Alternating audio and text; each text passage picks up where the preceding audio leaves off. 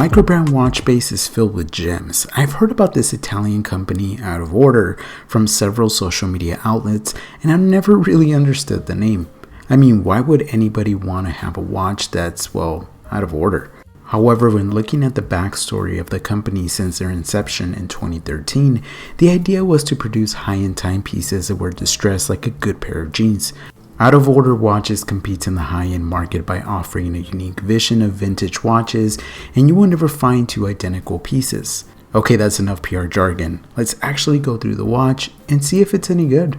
The specific model we will be taking a look at today is the Midori Automatic GMT Ultra Distress watch that retails for $595. The watch style pays homage to a very popular drink, the Midori Sour. I love how the company kept in theme and actually used two shakers as packaging. Their personalized steel shaker sports a laser engraved logo and a specially created galvanic treatment.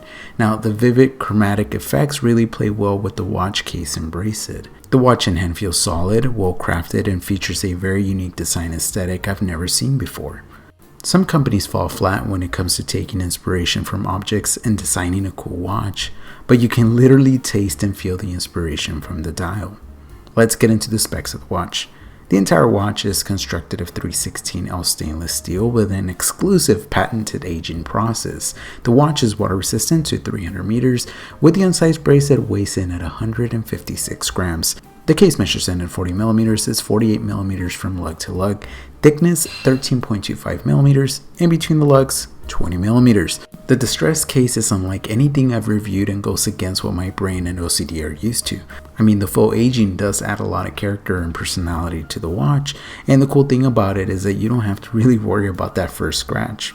The company does offer this same model in a non-distressed version, so if you don't like this look, they definitely have options.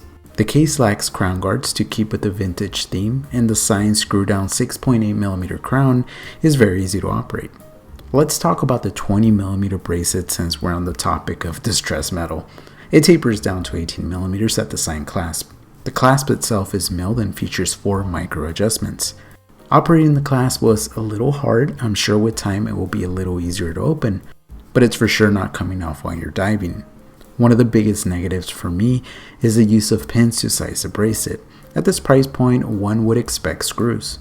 I do want to mention that the end link protrudes past the case, making the end link to end link size come at 49.4 millimeters. I still think this watch should fit most wrists. I personally didn't have any issues with the wearability. For reference, my wrist measures in at 6 7/8 inches, and the 20mm lugs mean you can definitely swap straps. But the biggest downfall will come trying to find hardware that matches the distressed look of the case. Moving on to the 60-click 24-hour bidirectional bezel. I love the 50 fathoms homage with that raised sapphire insert, and of course the edges of the bezel are finished in that distressed metal. There are some audible clicks and the interaction feels solid. Play of color of course is in theme with the color of the dial. An interesting design element is that the numerals are white with a black outline, and the date wheel matches that aesthetic as well. Great attention to detail. We also find an AR-coated sapphire crystal that's protecting the dial. It's fair to say that the bezel and the crystal would not patina unlike the rest of the watch. Let's talk about my favorite feature, the dial. I mean, come on, have you ever seen a dial that has bubbles on it like this? They nailed it.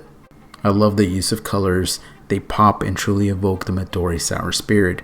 The applied indices are clean and the brush hands almost appear black in some light. And of course, the yellow GMT hand plays with the other shades of yellow and green found on the dial and bezel. At the 12 o'clock, there's the printed O logo, and below is the name of the company. At the 6 o'clock, the words Automatic, GMT, and Water Resistance are printed in white, but in most lights, they're not really visible. That's a really cool touch. I love the separation of the colors on the dial. Like I said, it's unlike any other watches out there. The lume on this watch is great. They're using Superluminova C3 that can be found on the hands, indices, and bezel. The lume glows pretty bright at first, but gradually fades out. I mean, it's no SoCal level bright, but it works, and the dial and bezel are legible in low light conditions. On the back of the watch, we find a screw-down case back with laser-engraved reproduction of the glass used to serve a Midori Sour, framed by a multitude of ice cubes to remain true to the spirit of the cocktail. Powering this watch is a movement that seems to be the favorite of all microbrands. The automatic movement with the GMT function, Japanese-made Seiko NH34A. This movement can be hand-wound, features hacking, the caliber does have 24 joules, 41 hours of power reserve, and beats at 21,600 BPH. Okay, so let's talk GMT functionality.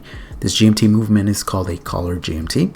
The GMT hand can be operated independently of the main hour and minute hand. A collar GMT also allows the date to be adjusted in the same crown position that the GMT hand is in. Someone calling into different time zones would use the local/home hands differently than a traveler GMT. The GMT hand would reflect where they're calling.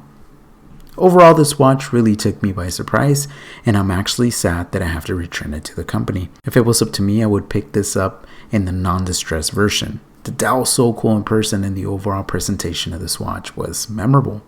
I'm still not fully committed on the name of the company, but do like their designs, attention to detail, and the overall package you get for relatively not a lot of money. Please let me know what you guys think about this model, the distressed metal execution, and the name of the company. Thank you for watching. Please consider subscribing, be safe out there, and stay humble.